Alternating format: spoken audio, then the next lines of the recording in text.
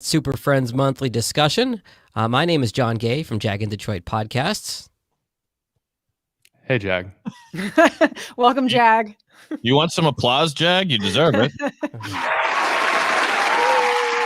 All right. As we continue to mess around as we get started here, we'll do a quick around the room and have everybody do a quick introduction of themselves. Catherine, if you'd like to go next. Oh, thank you, Jag. My name is Catherine O'Brien. I am a podcast producer based in Baton Rouge, Louisiana. My company is called Branch Out Programs, and I'm so glad to be here with my super friends. Johnny? Hi, I am Johnny Podcast coming to you from Fort Worth, Texas. I'm also a podcast producer, and I love podcasts. David?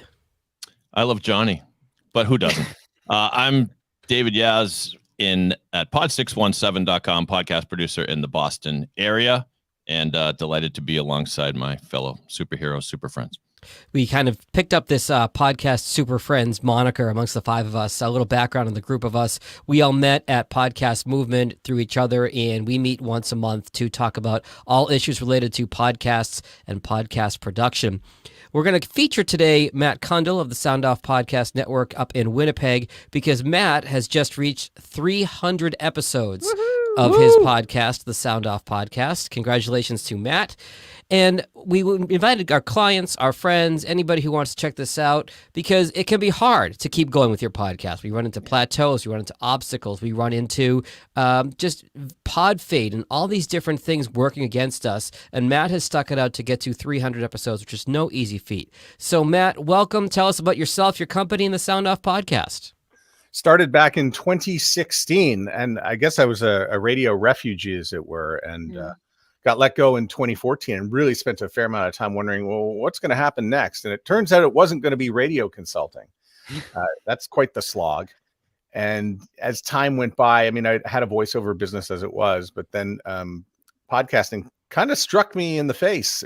I said, well, I'll go check out what this podcast thing's all about in Chicago in 2016. And I said, wow, that's quite interesting what's going on. There's a lot of microphones, a lot of content being created.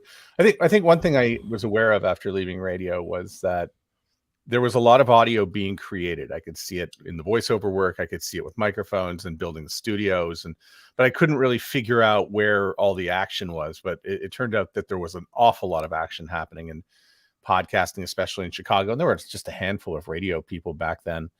And just went there and I said, there's really something to this. And I had shown up with a few episodes done. I thought it was important that I go to the podcast conference with a podcast somewhat underway. And everybody does sort of show up with varying stages. I'm thinking of starting one, or I have started one, or I've been doing it for a long while. I was about 3 or 4 episodes in and just started to, accumulate and learn things. And the Sound Off Podcast was underway. I didn't know what I wanted to do a podcast about at first, but it turns out the only thing I knew was radio.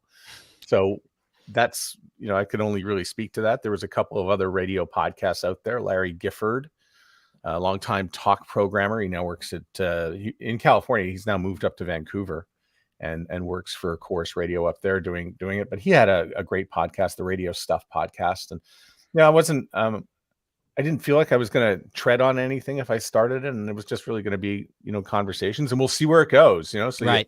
Let's throw some crud on it and get it underway. And so off we went. And the first episode was took me 8 hours to do, and it was 11 minutes long.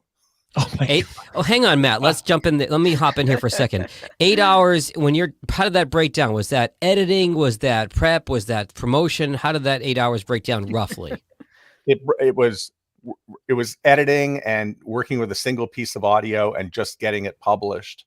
And about 6 of it was me not really knowing how to do it. I really didn't spend a lot of time editing audio when I was in radio because I was a program director. Sure. So, I cut tape back in the day. Razor blades and splicing and all that stuff. But digital audio and getting into that was a little bit scary at first, but I had a little bit of practice on it and began to go forward with it. But by the time I got to episode 4, I realized I wasn't very good at it. And I hired somebody who was really good at it.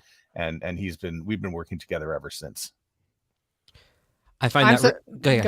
I was gonna say I'm surprised it only took 8 hours. I know that feeling of just not wanting to hit publish and not knowing exactly what's going on. So 8 hours I think is just even a success to get that 11-minute episode out.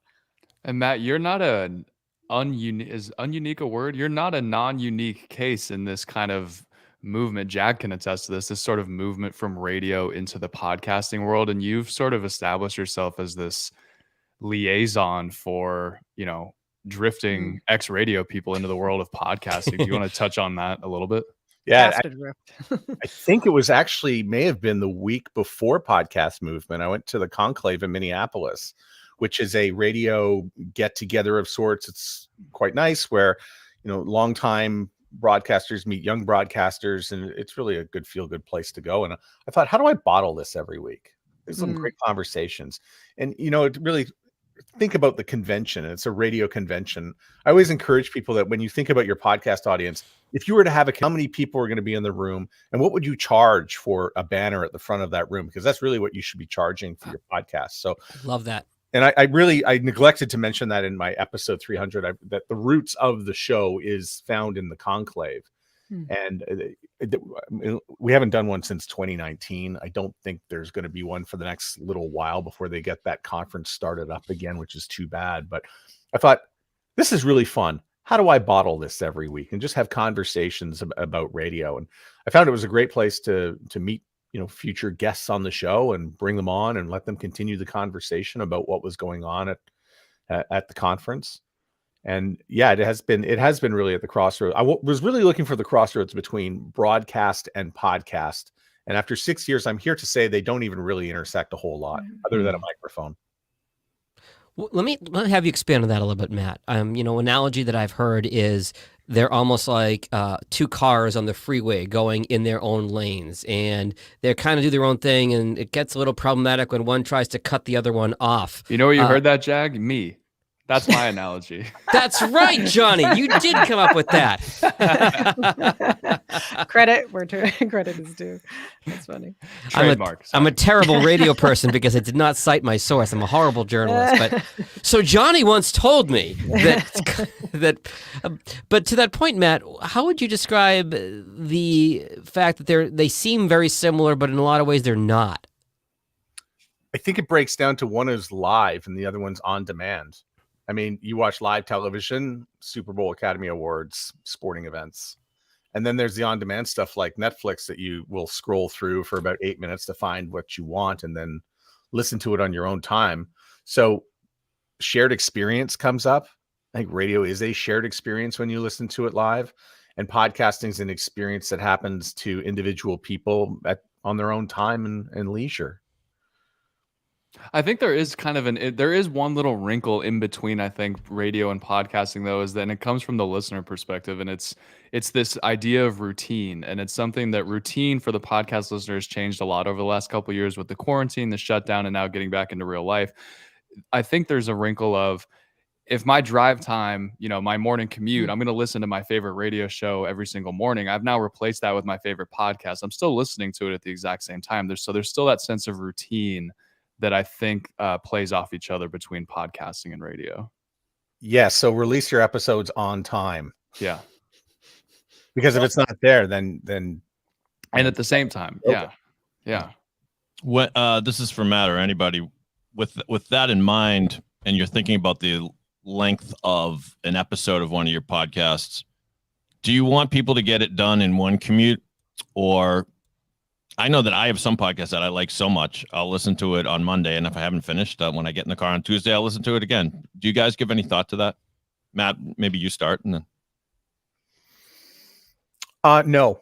I think of it as a book, and if you're doing your job properly, people will put it down and then pick it back up and keep going with the show at a later time.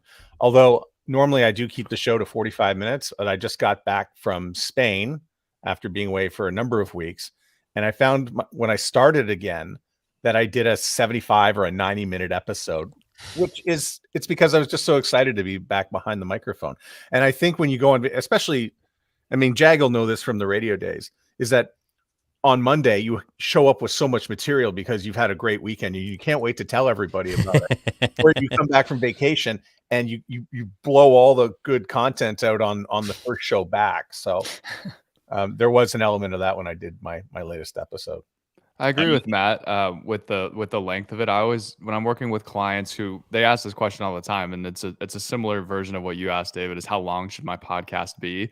I always give the answer of, as long as it takes to get your message across. Each Mhm. show is individually different, and everyone has a different goal for putting out their podcasts. And as long as you get your message across for that episode, whether it takes 30 minutes or 3 hours, then the time is your own. The people that you're making this content for want to hear what you have to say. So if it takes an extra hour to take that in over the course of a couple days driving to and from work, they're happy to do it because they are engaged with what you're putting out.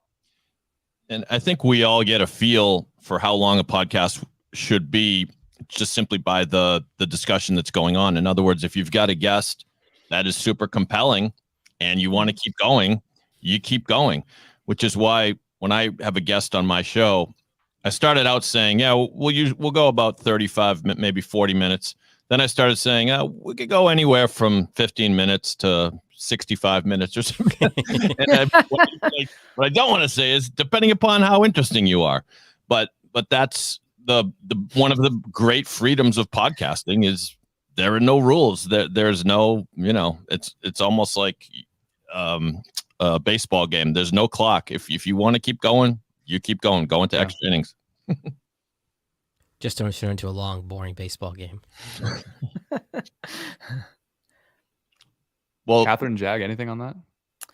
Well, it's funny. One of the things I always try and remind myself is me as a podcast consumer, I have to remember I am not my audience, right? So I'm not my client's audience. I'm not, I am only can represent myself. So I know that like how I consume podcasts is I usually try and listen to them all the way through, but I'll find that there are certain podcasts that I will listen to multiple times. I think this is kind of answering your question, is I might have it on as background at first. And then if things are popping out to me, I'll go through a second listen. Or this is also very typical for me is I might have something on YouTube for the first go through, and then I'll take it and maybe a deeper listen as just the audio version, taking it for a walk or those kinds of things.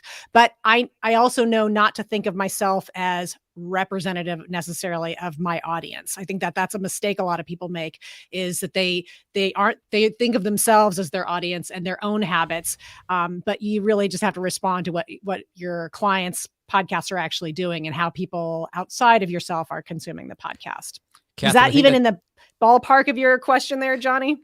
I think let me jump in here for a second, Catherine, because that's a really great point, and this is something that I saw when I was in radio, and it carries over to podcasting. When you get a microphone in front of you for the first time, the idea is, oh my gosh, I have this microphone. I am going to, espouse whatever I want to talk about to the entire world. As a radio DJ or a podcaster gets a little bit more comfortable and a little bit more seasoned, they realize that it's not about the person hosting. It's about the person on the other side of the speaker. It's about the person who is consuming your content. And if you can turn the mirror around on your audience successfully and make your content about them and not you, the host, that will lead to much greater success, podcasting or in radio. And just to even follow up just one step further is, we all are big fans of Edison Research. So we follow what they put out in their findings every single year. And one of the things that always stands out is the number one place that people listen to podcasts is at home. Okay. Well, I typically don't listen at home. I listen in the car. I listen while I'm walking. People listen to podcasts first thing in the morning. The 7 a.m. time frame is the number one time when people are listening. That also does not follow what I'm doing. And there's so many of these different little traits that don't follow what I do, but it's important for, Apple Podcasts. People, that's the number one place that most of my clients, they're getting their downloads from Apple Podcasts. I am not an Apple user. So there's I am removed further and further from what the typical podcast listener is doing. So I can't let my own experience cloud that for what I'm telling my clients and how I'm helping my clients. Mm-hmm. There. I don't mean to derail. I know we're supposed to be focusing on Matt, but Catherine, what you said was super interesting about the majority of people are listening at home.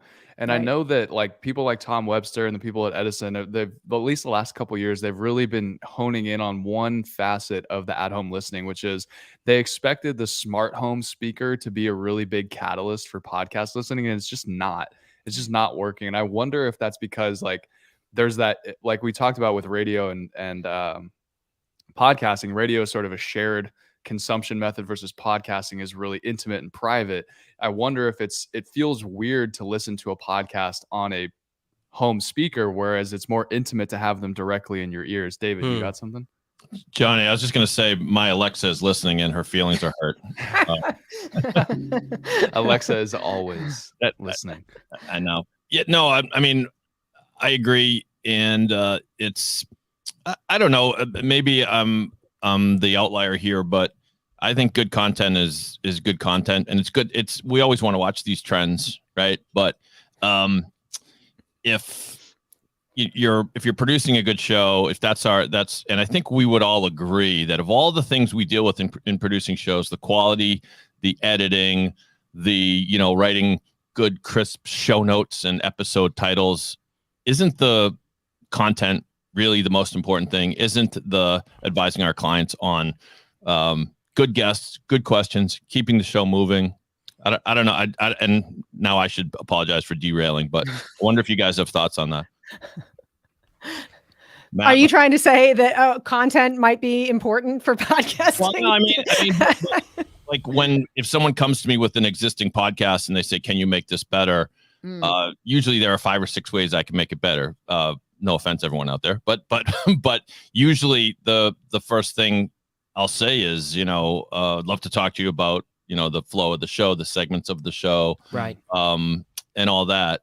And that leads me to a question that I've kind of had holstered here for a minute, and that is, Matt, maybe you can take this. Is how do you advise someone who comes to you and says, "Dying to do a podcast, it's going to be on the construction industry or the real widget industry."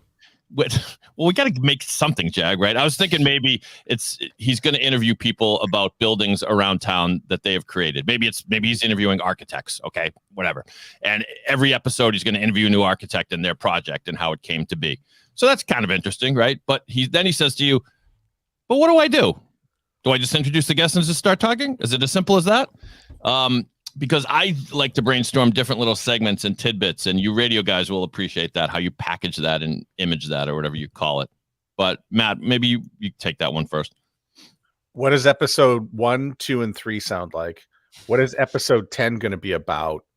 And where do you see yourself in 3 years with this thing?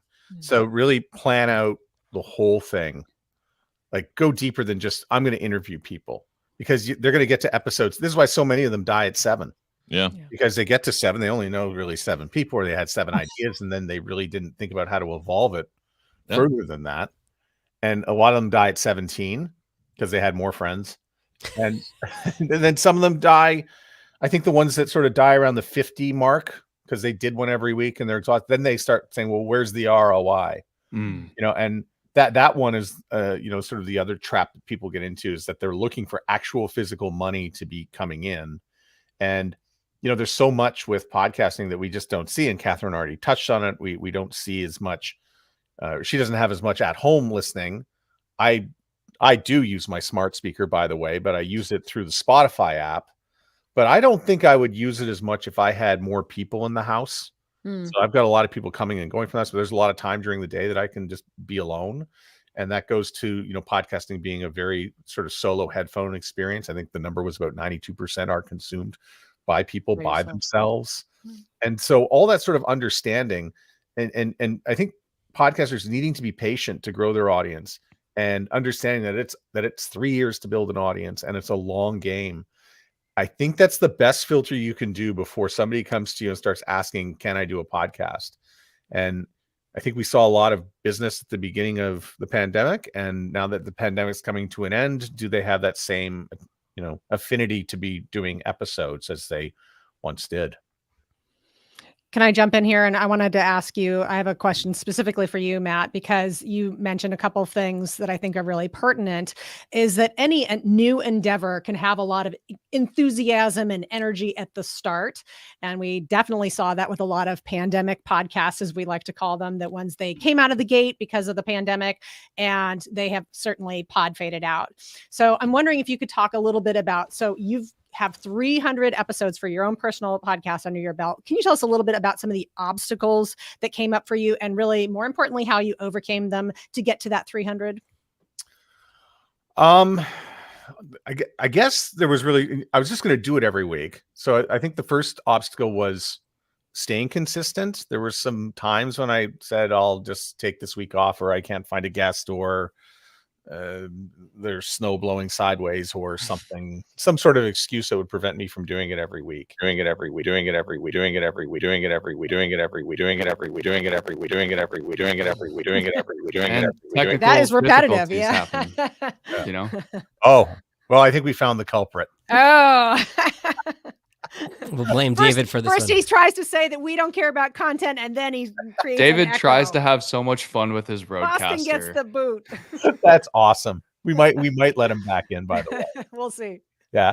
I think, there were some other obstacles that came up, but they needed to be identified. So I was using SoundCloud, and I needed Mark Ramsey, who's a radio consultant, but he's also a podcaster and does the Inside Psycho podcast and Inside Star Wars and a few others. But he pointed out to me, being on SoundCloud means it's going to be very hard to see your audience grow, because the numbers are all over the place and they're not really real in some cases. And break lot that of out a little bots. bit. It's because there's no distribution beyond SoundCloud, right? You can't go from SoundCloud to X, or why wasn't there enough reach on SoundCloud? Oh, there's plenty of reach on SoundCloud.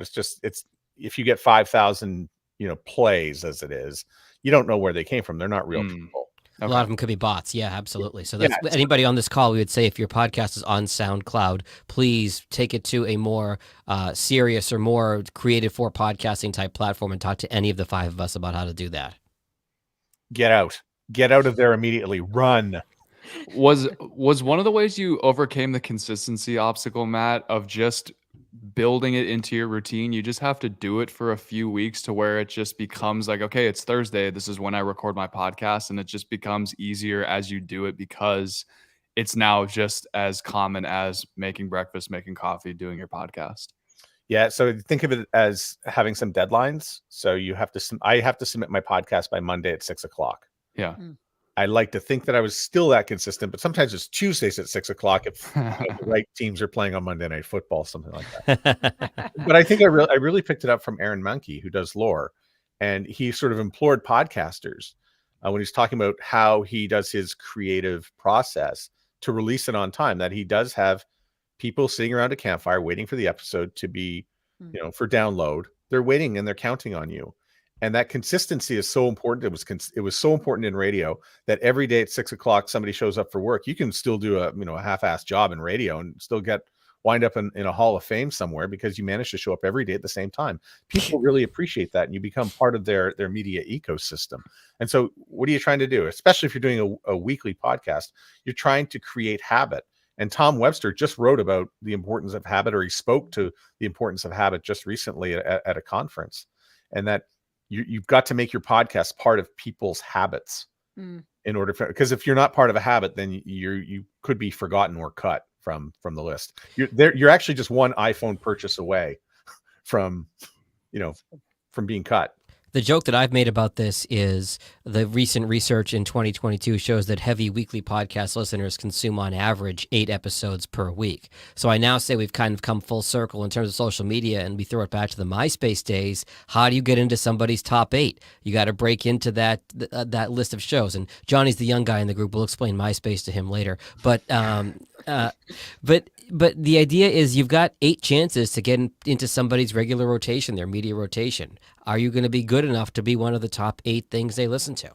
Let me push back a little bit on that, Jag. 1, I have heard of MySpace, but 2, something that I've been toying around in my mind is this concept of sort of limited series. So we look at the success of, I guess, lack of success lately with Netflix, but these streaming services are putting out limited series. It's really hard to get into the top 8. So one hack around that is, if you can't commit time-wise, or you just don't feel confident enough to be able to break into somebody's top 8, is consider releasing limited series. So a 6-episode, 8-episode run, really tightly produced, focused around one really niche topic that people can consume on a one-time basis. Maybe your goal isn't to build this massive audience. Maybe it's to push people's attention elsewhere of something else you're doing online. But I think that you can still get into podcasting without having this sort of unbreakable wall in front of you of I have to break into somebody's top 8. I think there's hackarounds around that. I like that. You're talking about a binge instead of habit. Yeah. And it's very limited. I can listen to these 6 episodes, understand that Johnny made this, and move on to the next thing and still continue with those top 8.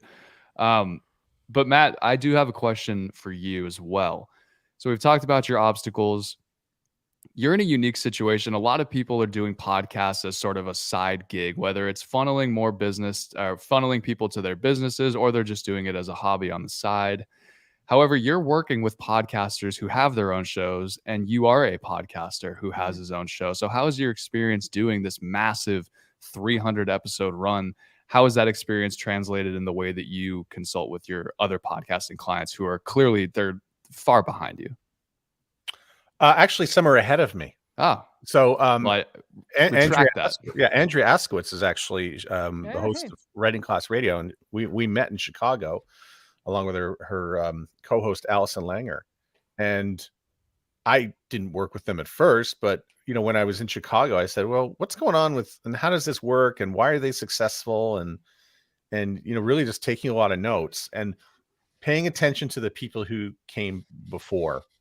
I think, and I think Catherine and I have talked about, Rob Greenlee, who's been in the space since 2004, and what he's had to offer. And, I mentioned learning from Aaron Mahnke, but, Writing Class Radio is I think the biggest podcast that I do work with. And they've been doing it since 2015, even before, I got into it. And I like the fact that it's got the word radio in it. But they teach me things. I pay attention. There's other podcasts out there that I said, I kind of like the way this sounds. And if it sounds good, I'd like to find ways to incorporate that into the podcast that I work with. So I think you have to be a podcast fan a little bit and spend some time. But listen, all we've done, I know this because I've seen the emails between us. We've talked about all the work we have to do. We're trying to get stuff done before Memorial Day. But I think we're podcast listeners at heart, and there's stuff that we like and we listen to, and I like to find ways to incorporate that into the work I do. Well, let me reframe the question a little bit then. Are there things that you've taken away from working on so many podcasts that you've incorporated into your own show? Yes, I think everybody has different needs. But it's fun to be able to try out stuff and then pass it along to them, or to borrow some techniques and bring them into my my line. And marketing has been a part of that too. I think yeah, it does. Yeah, it doesn't necessarily just have to be with like how you structure the flow of a show. It can be the way that you promote it. It can be the way that you produce it on the back end, whether you incorporate video. And again, marketing is a huge key to that. Yeah. So we'll see some spikes in some shows, and then say, okay, we need to do that and bring that in. Do you have any examples of the marketing tips that have worked well for you and your clients, Matt? The consistency is the one that just keeps coming back over and over, releasing at the same time. And I know the Writing Class Radio people, I cut it right to the line every week, and they're like, we have to get this out Wednesday at midnight Eastern. And I really play with that sometimes, too much to their detriment. I know they hate me for it for a few hours every week. But I know it's important to them to get it out on time. Websites, I think, is very important, and marketing back to your website. So we've talked about having a website and its importance, but the podcasters that continually send people back to their website on a domain that they own they consistently do better. Interesting. When it comes to the social media, Matt, can you speak a little bit to the checking the box, I'm posting this to my Facebook, my Twitter, my YouTube, my Instagram, versus actually putting thought and crafting the actual posts? So I just got back from Spain, and you may have mentioned that. Yeah. And so, completely different time zones. I'm waking up in the morning. It's like midnight in North America, 11 o'clock midnight. That's not really the time I should be posting. I like to be posting when people in North America are waking up. So I'd find myself doing it later in the day. But I was also started to automate a few of them. And I think automating some posts wasn't very helpful. Mm-hmm. And I did notice a little bit of a downturn in the last few episodes, because I think there's something, when you write into the computer directly, and you've got the content, and what am I going to say about this particular content? And then you think about it and then put it out and you release it at the right time. The right time is always in the morning, by the way. And you put it out there. I think that's a lot different than writing it out the night before and doing the automated thing. The automated thing doesn't work. And it was actually Johnny who said at one point, I think you can't outsource your personality. I can't even outsource my personality to 6 hours from now. You know, I'll give you the radio parallel here, Matt. And I know we're going kind of heavy on radio here because you and I both used to work in the field, but it's like voice tracking. It's voice tracking, which for those who don't know is, pre-recording a show for another city or another market at another time versus doing your break live in the moment in the city that you're broadcasting to. There's a different feel to it. I don't even feel comfortable sitting in Madrid with on an Instagram, just saying, "Hey, brand new podcast episode." As I'm like drinking vermouth and eating tapas, or waltzing through the palace. Did you say you went to Spain? Yeah, but if it honestly is weird. I think for me, I think there's a real headspace to being in there in marketing, and you have to write. I mean, having good, solid writing is going to be able to get people's attention. I think you can do audiograms, and audiograms are good, but how are you going to sell people to click and to listen onto that audiogram as well? I will say I'm quite certain there's some people who know exactly what this podcast is all about. Never downloaded a single episode, but they only keep up on the podcast by following the audiograms, whether it's on Twitter. Hey, I never watched Roseanne, but I know all the characters and I know what the show was about. I can relate to that directly. I run a YouTube channel for one of my clients, and one of the comments we got the other day was, "Hey, I've never listened to a single full episode, but thank you for putting out the short clips. That's how I follow the show, is by watching these 5-minute increments of your episodes." So I appreciate that. So and that speaks a lot to the way the culture is now, is we have this goldfish mentality of TikTok and Instagram Reels and Twitter. It's just scroll on to the next thing. And if it doesn't capture you within that 30 seconds or 5 seconds, even, they're on to the next thing and they forget completely about you. So that ties into what great copywriting can do and why you have to kind of personalize each and every post specific to each social media platform, because they all work differently. Matt, I have a question, if you'll entertain yet another. Absolutely. Yes. Do you think about, with 300 episodes, I take it part of the value of podcasts is that library. In other words, someone who's never heard of you might discover you tomorrow and go back and listen to your most recent episode, and then listen to episode number 243 and 212 and all that. Do you ever think about that when you're producing a single episode, to endeavor to make it evergreen, if you will? In other words, maybe take it easy on the current events, because you don't know when someone's going to be listening to this. Yeah. So in that case, because it's radio, we don't spend a lot of time talking about their current job, because that job's likely going to be gone in a few weeks. Or they'll be restructured out. And then what? Then your episode's dead. So yeah, I totally do. I mean, in my mind, I think I want this thing to last about 6 months or 8 months, or it'd be nice for it to last a year. So we don't spend a lot of time talking about the current job. Maybe we'll put that at the end of the show, if at all, in some cases. But really, we want people to talk about their experiences and what they're known for, and some of their accomplishments, and what do they have to share, really, that sort of applies to people who are still working in radio, broadcast, podcast, or voiceover. And with that evergreen model that you have, Matt, what are your thoughts on, because people's schedules are different. A lot of the people that are probably watching this, they're not full-time podcasters. This isn't their job. This is something they're doing on the side, like I keep saying. But what are your thoughts on the process of batch recording, sitting down 1 week and busting out 4 episodes and scheduling those out for the next couple months, versus, okay, every single Thursday I need to have something scheduled where I'm going to sit down and record? Okay. So if you're going to Spain, you should do that. Yeah. I'm just glad you switched back to English before we hopped on the live stream, because your Spanish is getting good, but it's just not there yet for a full live stream. I don't often do the batch recording stuff. I try to have about 2 or 3 ready to go. I'm supposed to be launching an episode tomorrow, and right now I've got 0 ready to go, just because I got back from a trip, and so they're not. Anyway, the person on Friday canceled as it was, but that's just the way it rolls. So that's why you should have a couple ready to go. But I think 3 or 4 is sort of the magic number.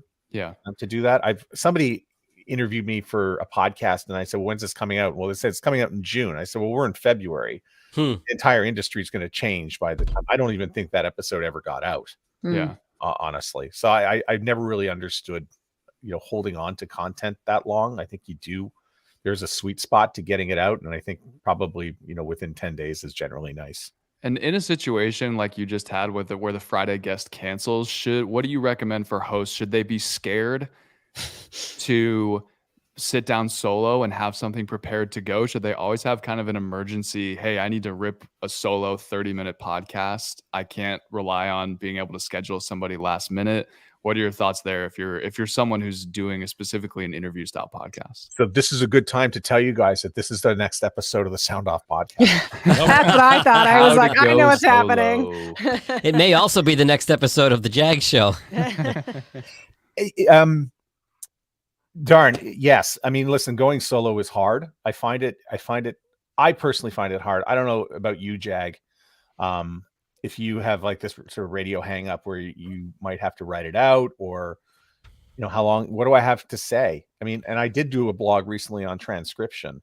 So do I want to talk about transcription by myself for 7 or 8 minutes? Maybe. Scintillating. Yeah. Sounds fascinating. It's actually I read that blog. It's actually a very good topic. What's interesting is we talk about consistency and consistency being key, but I'll ducktail a little bit from what Matt is talking about here. So my podcast, weekly, The Jag Show, solo, 5 minutes. I have repurposed some content the last several weeks, but I was out of town myself for a couple weeks, and I fell behind. And I fell behind with some client work. I did not get an episode out. So this is kind of a roundabout way to answer Johnny's question. Yes, you should always be putting content out, but we don't live in a perfect world, and sometimes things happen. I have not done a podcasting news episode of my Jag Show in about a month, and I'm disappointed in myself because of that. But at the same time, I did not force myself to do subpar content. I think, there's this, you want to be consistent, but at the same time, if you're going to put out something that's going to harm your brand, or the quality is going to dip, or if somebody listens to that as a first impression of your show and they say, this person's not that great, I would rather take a knee or punt than force content that is not as good as it can be. Yeah, I think consistency is important, and I stress it to all my clients that should my podcast be weekly or bi-monthly or what, and what I usually say is the most important thing is be consistent and have a plan. And yet then personally with the Boston podcast, I break that rule all the time. And if we're honest with ourselves, I think we'd say that consistency is important, but possibly not the most important thing. If you have subscribers to your show, they will keep that feed alive, and they'll Jag. It's not like people are going to unfollow you just because you didn't put out an episode, a few weeks. And our podcasts have different purposes. You're still building the library, even if you're not being consistent. But and I think that podcast consumers' tastes have changed too. I think that some of the bigger podcasts that were limited series or do seasonal shows kind of paved the way for some of our clients, where that is just the podcast listener has been conditioned to that some shows are just not weekly, or they're not bi-weekly. They have their own schedule. So I think there's something to be said there. I do have a question. Has anybody been on a really good trip recently? Well, spoiler alert, Jag was actually in Spain with Matt. It's interesting you say that, David, because I just had a conversation with one of my clients who I recorded with this morning, and they were trying to do something weekly, and they work in high pressure jobs, and it's just impossible for them to get great guests every single week and get everyone's schedule to align. And like Jag said, life happens, things happen, and ultimately I think the consistency is critical, but quality over quantity is something that I've been pushing a lot lately. So we moved to a monthly release format where I told them, I was like, hey, if we do this monthly, you have to get A+ guests every single month. You can't you can either do weekly C+ guests and then an occasional A+ guest sprinkled in there, but you can't do monthly C+ guests. They have to be really high quality guests if you're going to go in a monthly format, because if that's all people are going to see from you once a month is kind of a crappy podcast guest or quality of show, they're going to drop off so much easier. But it's easy to keep them if you're only requiring an hour out of their month, and it's going to be a fantastic hour where they're going to learn a lot and be really entertained. Something I remember one of my radio mentors teaching me is when I was doing nights up in Burlington, Vermont, was the longer the joke, the better the punchline has to be. It's all about the payoff. If you're going to bring somebody along a long way, there better be a fall on the floor laughing punchline there. So the same thing here in terms of payoff. If you are asking a commitment of a listener for a time period length, the quantity of episode. The more you're asking of your listener, it's like a business transaction. The more you've got to give them in return, I feel. Yeah, it's really true. I got to Jag. The aristocrats. I have a question, Matt, and for anyone who wants to chime in, of course. Maybe apropos of this session, have you ever thought about doing the show live? And apologies if you have done it live and I just missed that. But, in a perfect world, some of the podcasts I do, I'd love to do them live, and I'd love to develop an audience that gives comments during the podcast. So that now we're really talking about simulating radio, right? But it's a daunting thought for me that you build up an audience for your podcast, and now you got to build up kind of a second audience for the live show. But what are your thoughts on that? So I started to do a live show. I was going to be like a follow-up. So I'd bring a guest back and we would have like this same StreamYard conversation that we're having now. We would do it live. It would be on the Sound Off podcast page and the on the YouTube and on the Facebook and whatnot. And it was good, but it had a completely different feel. Mm-hmm. And so I thought, if I'm going to do this, I thought, well, I'll just release the episode as a bonus, or I'll put it out for a limited time and then send people back to I didn't really feel it had the same consistency as the other stories that are fairly highly produced. And then I started to play with, I'm going to record it. I'm going to do it live, and then I'm going to make an audio version of it that is completely different. Now that's a lot of time. And I think that's one of the big changes as we've, gone up to 300 episodes, are some of the changes along the way, whether it was with the marketing and how we did it. But we recently just added transcription. That's an investment. Big money and time, especially. Oh, you're telling me. I don't even know. I only did it because James Cridlin told me to do it. And Rob Greenlee. I think I think everybody speaks to the importance of a transcript. But I've started to do it, and it does take a little bit of time to go through, but I think people do expect it, and it will be some form of podcast standard. And again, it's probably, is it to my benefit or not? I don't know, but I can't really tell you unless I do it. So I will do it. But it was different doing it live. And then what do I do with the audio afterwards, and how do I work it into the RSS, the podcast audio stream? So I've kind of played with it, and I've put episodes up for a little bit and then taken them down. I've left a few of them in there, but okay, we're going to, look who's chiming in, and that doesn't really do much for an audio listener.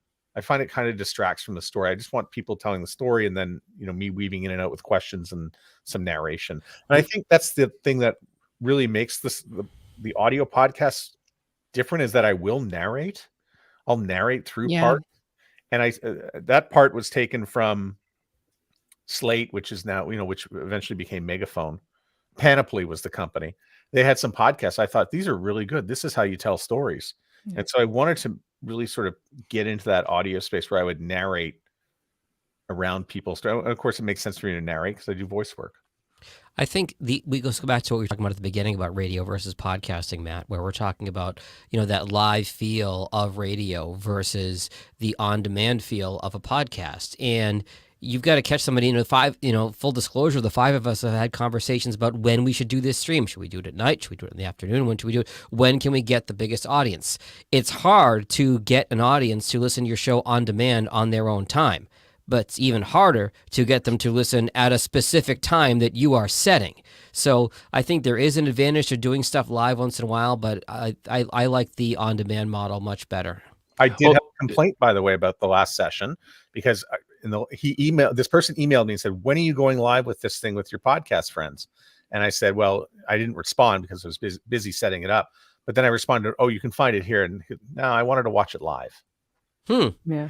It depends on the type of content you're doing too. Like, this is sort of a roundtable discussion where we're not a ton of this is super planned. We're all kind of just adding on to it as we go, versus what you're doing with your show, Mac. A live model doesn't necessarily work because it's a conversation with a lot of narration added on top of it, where you're sort of crafting a story.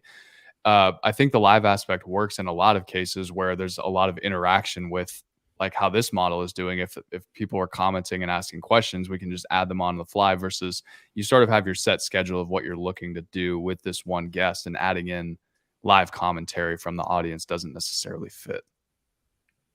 Well, and I think that too, we eventually we would love to take questions from people who are watching this, right? Yeah. So that's and this to me, this points to the fact that like podcasting is its own thing. I this is one of my favorite dead horses to beat, is that podcasting is its own thing. So we can really just focusing on all the things that make podcasting great.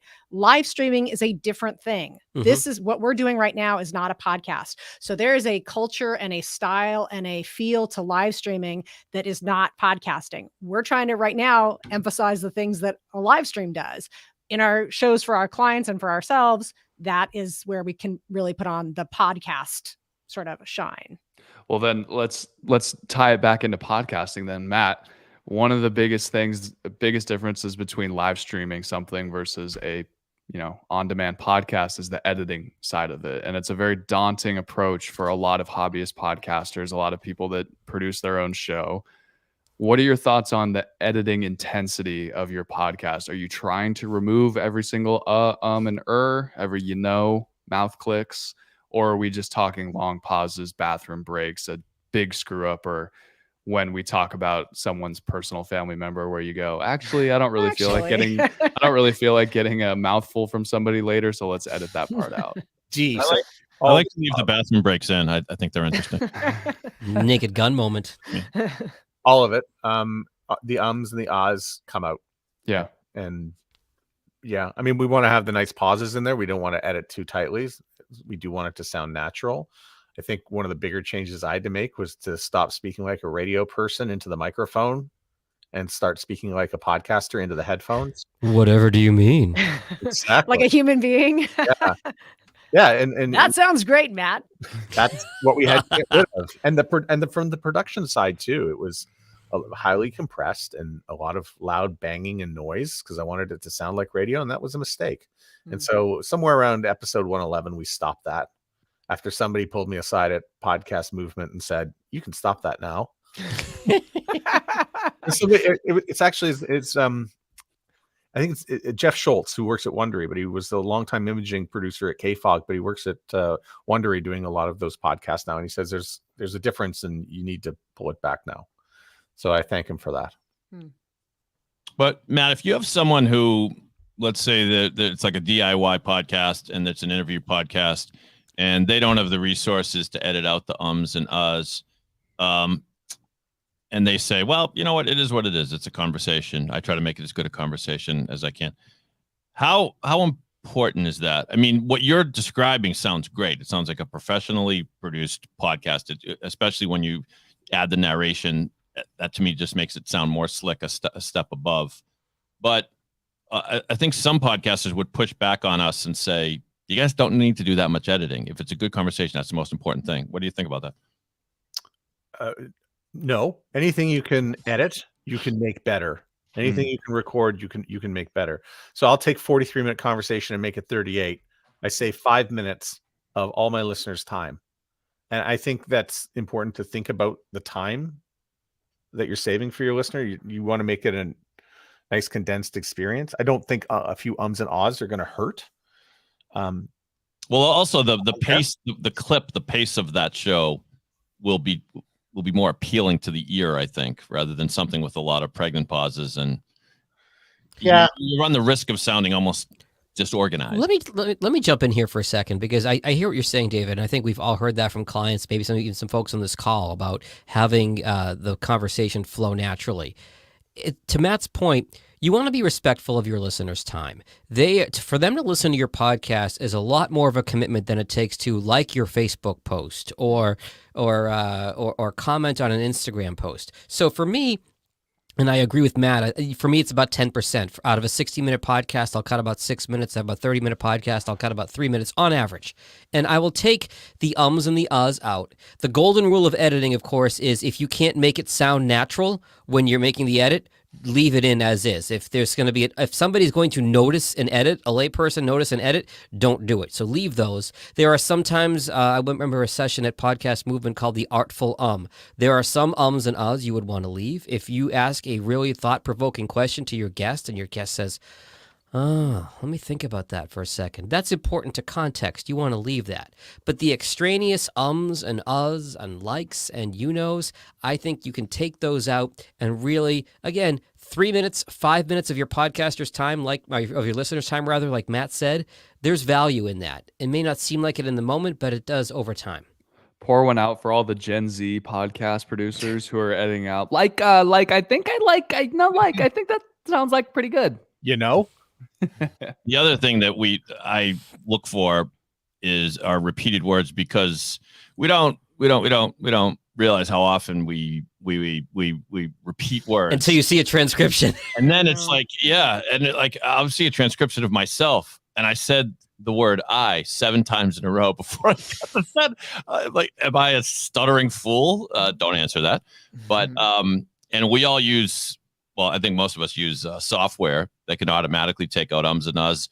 And I know we all have talked about the fact that you can't use that like a sword.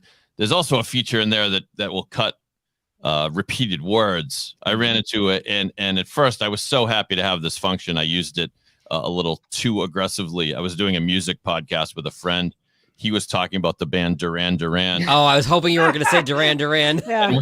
And when it came out, he said, "How come every time I say Duran, it just says Duran? I don't seem to remember saying that." And I said, "Oops, let me go back and fix it." Context is important, like the word "that." You might think that that's a good idea. That's a double use of the word "that." So their discretion really comes in when using these sort of AI and automated tools. And it's something that you improve upon as a host, right, Matt, over time. As you get just more reps behind the microphone, you say less of those crutch words, and you just become a more experienced interviewer, a more experienced conversationalist, where you're not using these crutch words because you just become, it's a habit forming thing. You just become better behind the microphone, and you rely less on those crutch words. I was better on the radio because it was live.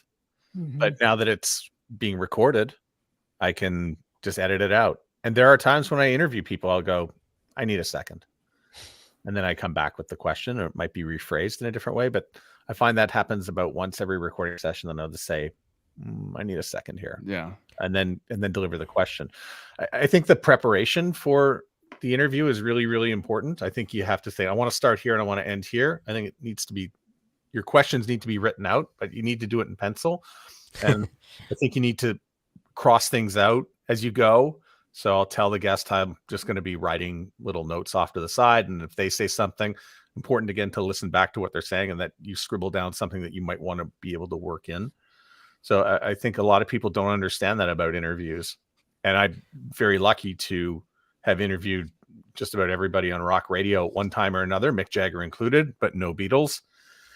that you show up prepared for an interview with your 5 questions that you're going to get and be ready to go. So I came very well equipped to doing interviews. And so, not that there's any New York Giants fans on this, but Bill Parcells, I think he said it was 50% preparation, 50% execution. And that's what goes into an interview. A good point, too. I believe it was Terry Gross who mentioned this at Podcast Movement a few years ago in Philadelphia. Matt's nodding because he knows where I'm going with this. She said, I believe she was interviewing Hillary Clinton when she was running for president, and her mind just wandered, because we've all done this as interview hosts. Oh, okay, what do I got to put on my grocery list? What am I going to make for dinner? When do I got to start dinner tonight? And Hillary Clinton said something. I don't remember exactly what it was. Maybe Matt will, but it was very, very compelling and unexpected. And so she was kind of going on, and then she stopped mid-interview and said, "I'm sorry. Did you just say that blah, blah, blah, blah, blah?" So it's very easy, even if you're very interested in your guest, or I guess in some of our cases, depending on the guest, if you're not interested in your guest, it's very easy to let your mind wander to your to-do list. What else do I have to get done today? What am I doing tomorrow? And you can miss something that can be really the crux and selling point of your entire interview. So it's really important to always listen to that guest, to Matt's point about pencil, because you might catch something that's unexpected and you can go in a totally different direction. Well, it's like you said, Jack, and it may not necessarily be like you're thinking about your grocery list. You may be so focused on getting your next question out there that you completely miss something that they said that could have turned into 15 minutes of just fantastic content. You just chuck the next 2 questions out the window. So yes, absolutely. It's being able to what's the word? And here I am stumbling for my own words. It's Just being able adapt. to kind of just adapt and roll with the punches and be able to pull out something really interesting that the guest has said that's going to be valuable to whoever's listening. It's the biggest piece of advice I give. It's the first piece of advice I give to all my podcasters. And it's something that's so important that I have to keep reminding myself of it, because I don't know about you guys, but there are still moments when I'll listen to one of my podcasts back and I'll hear something that the guests say that is new to me. And I was like, I wasn't listening that first time around, and I could have asked a follow-up. I'll tell a real quick story about how it can be so dangerous. There was he's still around, although not on the air, the Boston sports radio legend, Jag, you'll remember Eddie Andelman, right? Yes. Well, he was very popular, not necessarily the greatest interviewer. And he was interviewing the great Ted Williams, who had, of course, long since retired, but he's, beloved sports figure in Boston. And so Eddie says, Ted, tell us what you think about this year's edition of the Red Sox. And he said, well, Eddie, not as much pitching as they could use, but they do have one secret weapon. And Eddie Enderman says, Ted, that's great. Let's talk about fishing. And we never found out what the secret weapon was. And that's just one example, but it's amazing how if you listen intently, your guests will reveal stuff, sometimes even under their breath, that if you don't go back and ask about and ask them to elaborate, people will say, well, but that's another story. And I'll say, well, this is a podcast. We got time. Tell me that story. That's what we're here for. Tell stories. One of the big things in podcasting is you want to avoid friction points for your listeners. You don't want to create friction with your listeners. And what you're describing, Dave, is exactly that. As any Red Sox fan listening to that, or any baseball fan, how did you not ask Ted Williams what the Red Sox secret ingredient is? How did you not ask that? You're creating friction, angst, whatever the word you want to use for your audience, and making it even a little bit more unpleasant, which you don't want to do with your audience. Yes. And to that point, Jag, great point. There's nothing. There's content that's bad and there's content that's confusing, and confusing can be even worse than bad or boring, because if your guest mentions someone like, one of my great influences is Bart Johansson. So, and and then he just keeps talking, and it's like, I don't know who the hell Bart Johansson is. Maybe we should clear that up for the listener before we keep moving on, So, and it's without any effort. It makes you as the interviewer seem just so much more intelligent if you just ask the question of, hey, you said blank. Explain that a little more. As an interviewer, you want to be the representation of your audience. You want to be the stand-in for your audience. So if your guest says something that your audience is going to say, who is that? Or what are you talking about? You need to be the stand-in for your audience and ask that question on their behalf. Great point. Yeah, I mean, I have a client that I work with, and he does a fantastic job of this. And he always prefaces it as, I'm going to ask a really dumb question. But it's always the question that the audience is thinking of, because I don't know anything about your industry. You're the expert, so you may think of everyone who's listening already knows the sort of background to whatever you're talking about. So I'm going to preface this as, break this down to me like I am just the biggest idiot in the world, and kind of walk me through this so people can get a better understanding of why you are the way that you are. I host a number of podcasts for financial advisors, and a lot of times they'll throw out an acronym that is just very common in that field. Hey, make sure you take your RMDs at this age. Just let me stop you here. RMDs, required minimum distributions, right? Remind our audience what that is if this is the first time they're listening to the show. Real simple. Just make sure you avoid any friction with your audience. For the person who doesn't know, that's always perfect. Yes. Yeah. Or just playing dumb always works. Like, I'm an idiot. I'm sorry. I don't know what that is. Never heard of that person. And always better to admit that and ask the dumb question rather than let it go. By the way, dumb questions. That's a good name for a podcast. That is a great name for a podcast. Yeah. You can send the royalties to David if you're on this call and you start that podcast. Just someone's thought of it already. Now you want to give people credit, Jag. Stealing my lines. I know we're at about an hour now at this point, and I don't want to forget to ask Matt this. Any takeaways you have now that you've hit 300 episodes with your podcast? Things that if you are podcasters who are on this call, what things, a couple big takeaways you would give them to keep in mind as they continue their show, just big picture? Always pay attention to your numbers and your stats, but don't marry yourself to them. So there's going to be ups, there's going to be downs. I think we talked a lot about consistency just with ourselves releasing content, but the listener will listen on their own time according to whenever they want. I think, we see a lot of changing habits. We saw some in March of 2020, and we're seeing some right now where people are sort of gearing up for summer, but they're also going back to work and getting back into the car. And maybe that commute isn't as long as it used to be. And maybe they've got some newer podcasts that they've, have attached themselves to. There's a lot of change going on, even more now than there used to be. It just gets faster and faster. So I think you need to be patient with numbers and how much time you're going to spend with it. And as well, don't be afraid to change up your sound. I think that's one of the things I probably don't change the sound up enough on the show, whether it's my style of interview or whether it's the imaging or define imaging. The imaging at the beginning of the show. We've had 3 different voices at the start of the show, and what we say, it used to be really long, and then we made it super short, down to about 15 seconds. And where we take our breaks for a mid-roll to have some sponsorship mentions, I think I'm always looking for new and better ways to do that. But sometimes you just have to try it. So you constantly have to experiment with yourself and your podcast in some particular way, whether that is from the interviewing side, whether that may be from the editing side. Maybe we want to edit a little bit less than not quite as rigid as we once did, or maybe we want to tighten it up. I think you constantly need to be thinking about making, evolving your sound in a particular way and what that really is going to mean. Because if episode 2 sounds the same as episode 200, you're in trouble. Yeah, you may not be growing. And don't be scared of the summer dip. That's coming, folks. That's coming. Your numbers are going to take a hit because people are traveling, and that just happens to everybody. It happens every summer, and it's going to pick back up in the fall. So don't get discouraged by that. I just take my phone off the hook now. The clients. We're not having that conversation. Call me in September. Again, shout out, call back to me saying I listen to lots of podcasts. This is where I catch up on my podcast listening. So I am not the typical audience member. That's the thing to keep there. Yeah. Anybody have any closing thoughts as we start to wrap this up today? Mm-mm. Matt, I know. Congratulations on 300. That is a huge milestone. And I think that it's not to be just taken for granted that is a huge thing to reach. So good job. I know that you do such a great job for all of your clients. And I'm sure that reaching this milestone is just going to have an even more positive impact for your clients. So congratulations all around, Matt Cundill. Thank you. Thank you very much. That was very sweet, Catherine. Do we want to go...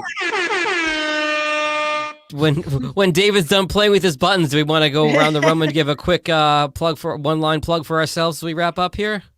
Do it. Matt, go. I'm Matt Cundill, host of the Sound Off Podcast and the CEO of the Sound Off Podcast Network. You can reach me at soundoffpodcast.com. Follow me on Twitter at Johnny Podcasts. I have also been to Spain. It's just been several years. You can follow me on Twitter and Instagram at Hello Catherine O. And I'm Catherine O'Brien. Thanks. Never been to Spain. I'm happy here, right in Boston. Pod617.com is where you go if you want your own podcast and check out. Fucking A, right, brother. We want curse-free, Johnny. I know we can fucking swear on StreamYard. I would have done it before. Yeah. And as if I could even follow that, I'm Jon Gay from Jag in Detroit Podcast. You can find me at jagindetroit.com. Thanks for being here, everyone.